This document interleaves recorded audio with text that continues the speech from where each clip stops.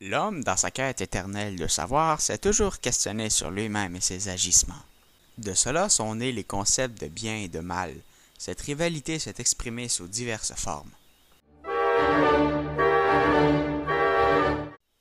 Socrate s'est exprimé sur le sujet en disant que nul ne fait le mal sinon par l'ignorance. En effet, sa définition du sujet est que le mal n'existe pas, mais bien que l'homme est toujours à la recherche du bien. Ce que l'on considère comme le mal est un faux pas, une déviation du droit chemin qui entraîne des conséquences inattendues.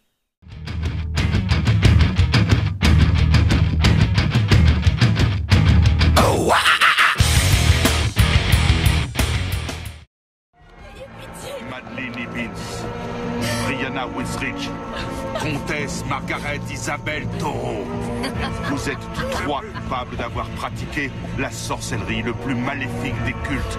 Et pour cet affront fait à Dieu, je vous condamne aujourd'hui à brûler dans les flammes de cet enfer.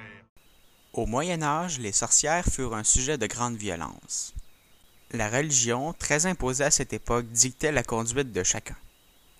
Toutes les facettes de la vie des gens qui vivaient à cette époque étaient contrôlées par le clergé.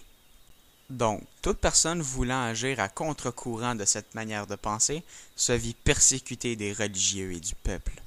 Les sorcières, qui utilisaient des techniques médicales autres que le clergé et des autres religieux, étaient visées par ces derniers et étaient vues comme des disciples de Satan. De ce fait, les serviteurs de Dieu les ont chassés et les ont exécutés.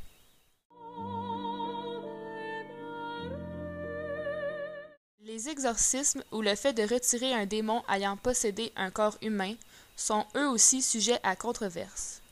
Autrefois cru être causés par de vrais démons, la montée de la psychanalyse a dans plusieurs cas réfuté cette théorie et a mis la lumière sur plusieurs histoires, par exemple la très connue Emily Rose.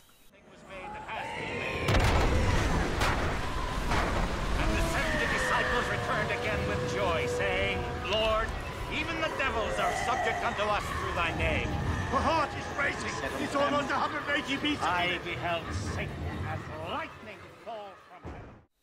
Emily Rose a été un cas de pseudo-possession démenti après qu'il ait terminé tragiquement. Son histoire, ayant mené à un film, a été très connue du public.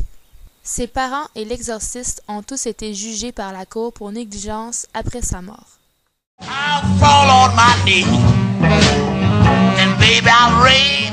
Le phénomène de l'esclavage est présent parmi nous depuis des millénaires. L'homme, sous prétexte de supériorité, profite des siens pour atteindre un but.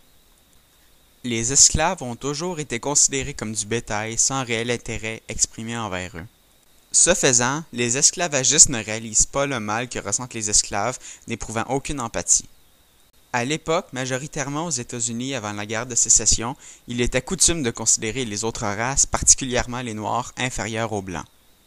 Le Ku Klux Klan, groupe réputé pour ses tendances racistes extrémistes, a été terrible pour la cause des Noirs aux États-Unis. Crucifiant, brûlant les Noirs, il voulait les éradiquer tout simplement. Encore une fois, les membres du groupe ne ressentaient aucune empathie envers leurs victimes, les rabaissant et les chassant à cause de la place qu'ils prennent dans la société. Ils étaient donc ignorants du mal qu'ils faisaient à leur propre race. Les nazis sont un groupe politique violent très reconnu partout dans le monde. Ils jugeaient particulièrement les juifs, les homosexuels, les déficients intellectuels et autres groupes ethniques ou de valeurs différentes. Voulant créer la race aryenne, leur idéal humain, ils ont entrepris des expériences cruelles pour arriver à leur fin. Leur jugement des différences les ont emmenés à abuser des autres et à commettre un génocide. Les méthodes d'éducation ont beaucoup changé depuis les dernières années au Québec.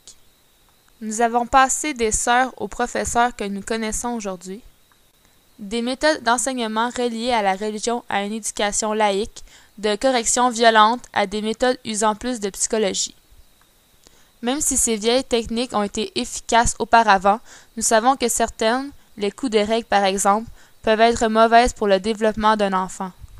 C'est pour cela que l'on continue toujours à faire évoluer les méthodes d'éducation.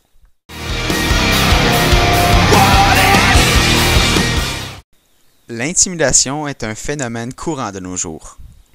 Majoritairement des adolescents, les intimidateurs infligent une violence psychologique, parfois physique, à une autre personne afin de la rabaisser et de se sentir supérieur.